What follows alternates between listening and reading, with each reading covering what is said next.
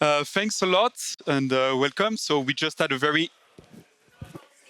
stage. Okay. We just had a very insightful presentation, and now you are all stuck with me about the topic of what is the stablecoin impact on banks' balance sheet.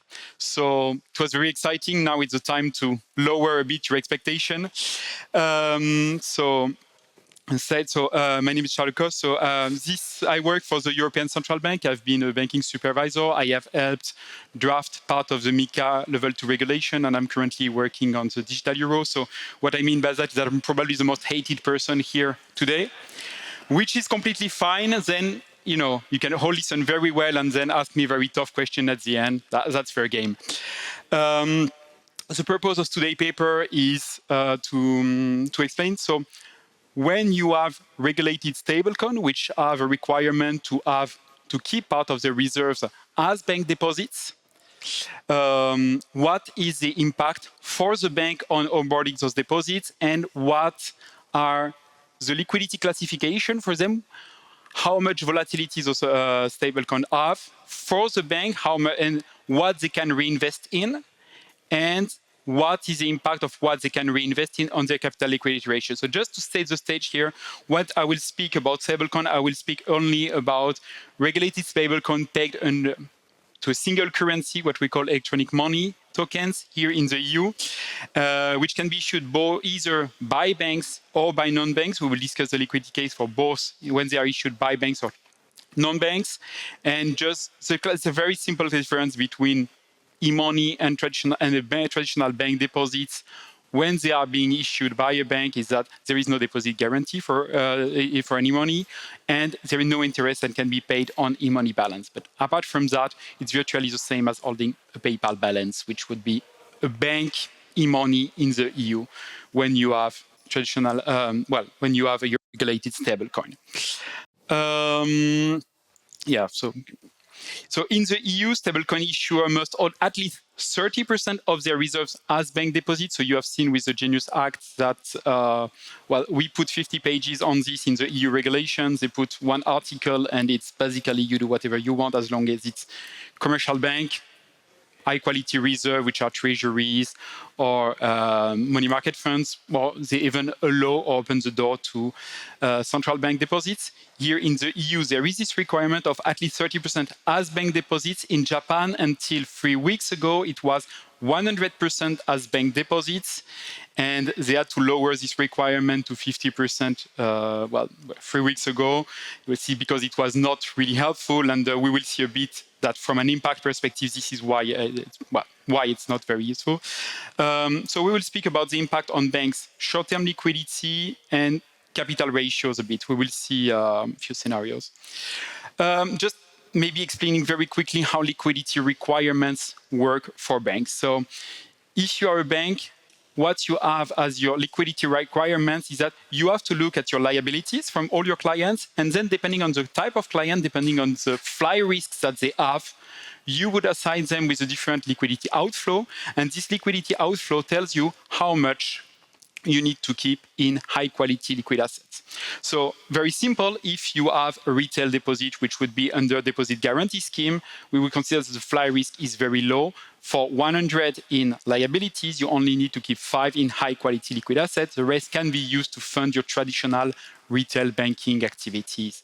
If you have a corporate deposit, it can be up to 40% because we would consider that corporate have a more efficient treasury management. They would see that the bank is in trouble. They could withdraw their money, therefore you cannot count on it as much as you would count on a retail deposit. And then you have what we financial sector deposit, which is if one bank keeps their deposits with another bank, or if a stablecoin issuer here would keep their deposit with a bank, then here we would consider that the treasurer would be probably very efficient, and the day they would see that the bank would be in trouble, they would try to withdraw. So the very basic examples that you all know, SVB, the day where there was a SVB failure, Circle tried to withdraw, I think, roughly 4 billion. So it means that this was not a stable funding source for the bank. They should have kept enough liquidity on their asset side to be able to meet this redemption. But okay, they had very shitty liquidity management on bank side. So they failed. But the point is that this is a tragedy. And then there are 2 points that need to be really considered for you is that stablecoin, for stablecoin issuers, deposits are treated as financial sector deposits. So they are subject to this 100% outflow rate. So it means that a bank needs to keep 100% of the deposits that they receive from stablecoin issuers as reserves for themselves. So treasuries, central bank reserve for the bank itself. And stable coins issued by bank are treated as financial sector deposit when the bank does not know the holder of the stable coin. So this is very important. It means that if you are a bank, you issue your stable coin from your banking license. You have to consider, if you don't know who the holder is, you have to take the most conservative approach today, which is to say this has a fly risk of 100%, and therefore you cannot use this source of funding to fund your loan portfolio. I will go very, very quickly on this one because it's not really the core of it. It's more, let's say, the final impact, which is that basically what you can invest in as a bank, we just said, if you have stable funding, you can fund a traditional loan portfolio, which is traditionally a bit more risky. If you have if you are onboarding mostly financial sector deposits and so stablecoin issuers, you cannot reinvest in traditional portfolio. You cannot extend a loan portfolio with this type of deposit, and therefore it means that you will have only high quality liquid assets, which are better from a capital efficiency perspective, but usually less profitable. Just going into some examples, maybe to just show, I don't know if you are used to see balance sheets of bank. I just want to quickly, so if you look at the before, so I have put some scenarios of what it would look like for a bank if, those are extreme scenarios in all of them, but it's really just to show really an impact. I mean, the gradient in reality would be less, but so what happens for a bank balance sheet if retail customers move from holding deposits to holding stable coin still issued by the same bank? So everything taken by itself, instead of issuing deposits, in this case, the bank would issue stable coin. Well, what we can see in the before is that those deposits are treated as retail deposits by the bank, and then they need to have this small buffer of high quality liquid assets that we mentioned, but then they have the capacity to fund their traditional banking portfolio. Whereas if those deposits switch, if the depositor decide to buy a stablecoin issued by the exact same bank, then suddenly it becomes a stablecoin liability, which means that the bank is not able anymore to fund the traditional banking portfolio because those are considered as having a higher fly risk, and therefore the bank needs to keep for it a high amount of high quality liquid assets. Again, treasuries, central bank deposits, etc. So from a liquidity perspective, this would weaken the liquidity ratio. That's the most important. But capital, that's kind of an interesting side effect. The capital ratio, the risk-weighted capital ratio of the bank would improve. Why? Because this is usually of a higher risk, so the loan portfolio, whereas the HQLA is virtually almost credit risk-free in most cases. So capital requirement, if you are a bank which is usually having a high amount of high credit risk, onboarding new stablecoin, we will see it in the next slide. So the next slide is just, we will explain it. So if you have a situation where you're a bank, in this case, you say, okay, you don't really want to replace your traditional banking deposit base by stablecoin. What you will do instead is try to capture new clients by issuing your stablecoin. So you're not targeting your own client, you're targeting your other clients. Is it better for your liquidity and your capital ratio? Well, yes and no, not really. So the idea is that in this case, you still have the deposit base. So if you still have the deposit base, you can continue to fund your loan portfolio with this deposit base. However, those new stablecoin liabilities that you have collected, they have to be reinvested in those high quality liquid assets. Now, there is a very interesting aspect here is that let's imagine that your loan portfolio that you have is very risky. your regulator, your supervisor is complaining to you, say, well, you need to do something a bit about it, maybe issue more capital, etc. But it's costly, you don't want. Here, actually, it can become interesting because you get new liabilities, and then the average risk-weighted assets of your balance sheet on the asset side has become a lot safer, not because your traditional banking, your traditional lending portfolio is safer, but because it is now a smaller part of your balance sheet. And what you may see from a capital the perspective is that those share of high-quality real asset represent a higher share of your banking book. On the other side, if you were, let's say, a bank which has a very safe lending portfolio, well, in this case, you are traditionally more affected by capital ratio, which has a leverage ratio, which would just look at your capital compared to the total size of your balance sheet.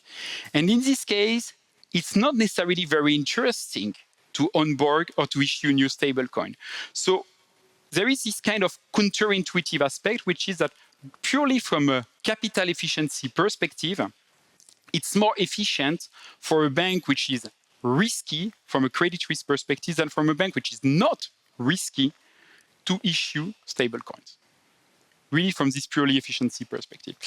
Okay, so we talked about the cases where banks are issuing stablecoins. What happens if retail customers move from holding deposit to holding stablecoin issued by stablecoin issuer which are non-bank? So I would say most of the cases that you can imagine, you have USDC.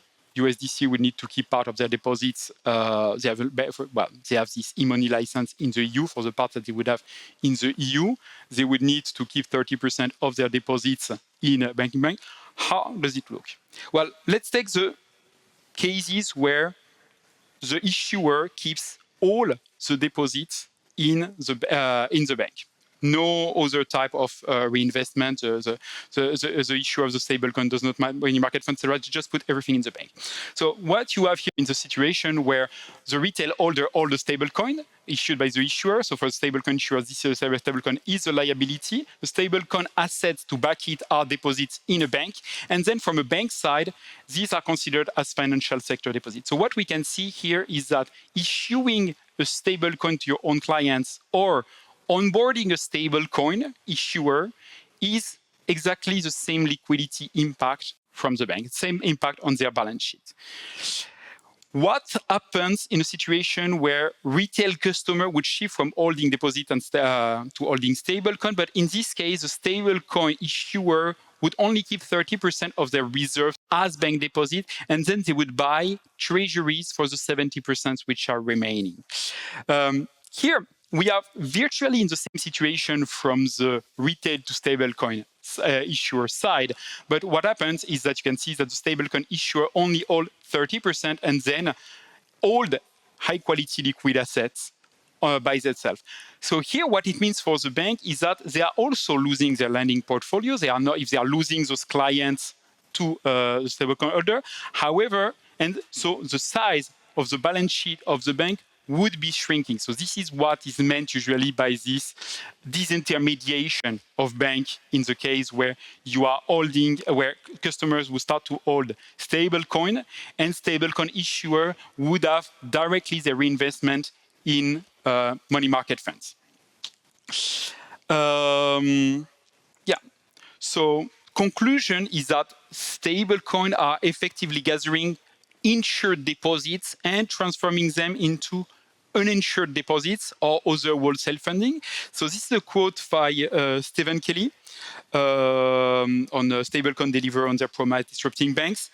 And I would say, when I wrote this quote, this was one of the inspiration for this paper to say, is it true? Well, purely from a regulatory perspective, yes. Now, we still have only 30 seconds, so I just want to bring a question to you is that, well, think about it.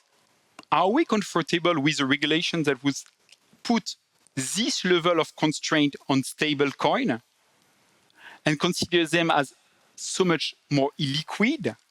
Or should there be tweaks? But however, if we say, well, maybe if everyone starts to, or every retail holder start to be able to hold a stable coin, then maybe stablecoin become a bit less fly risk. But at the same time, do you also want stablecoin issuer to put their money in banks if banks do not have this practice of maintaining very high quality liquid assets to protect themselves and to protect you and their depositors from fly risk? So it's not only a purely risky question, it's also a question of what is the balance that we can try to find if we are in a model where there is a lot more stable coin in the overall financial system. Thank you very much.